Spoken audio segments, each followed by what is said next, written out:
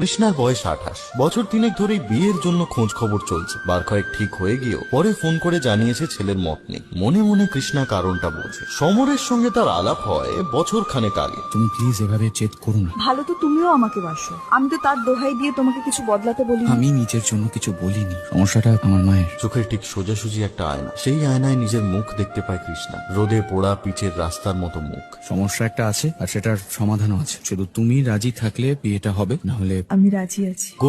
গোটা ট্রিটমেন্টটা চলে মাসখানেক ধরে। এখন তাকে দেখে আর বোঝার উপায় নেই যে একসময় আবলুস কাঠের মতো রং ছিল তার। আজ কৃষ্ণার বৌভাত। আশপাশ থেকে খুদ কিছু খেয়াল আসতে থাকে ওর মাথায়। ক্যামেরা রেকর্ডিং শুরু করেছে। এই তো কৃষ্ণা। ক্যামেরার ফ্ল্যাশ কৃষ্ণার পেছনে লুকিয়ে থাকা হাত দুটো বেরিয়ে এসেছে। দু হাতে ধরা রয়েছে দুটো কাঁটা চামচ। মুহূর্তে অলকা সান্যালের সামনে গিয়ে দাঁড়িয়ে মহিলার চোখ লক্ষ্য করেছে ধারালো কাঁটা। বিজয়ীর হাসি খেলা করছে তার মুখে।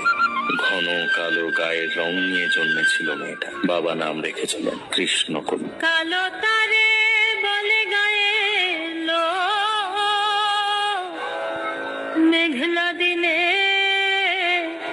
দেখেছিলে মাঠে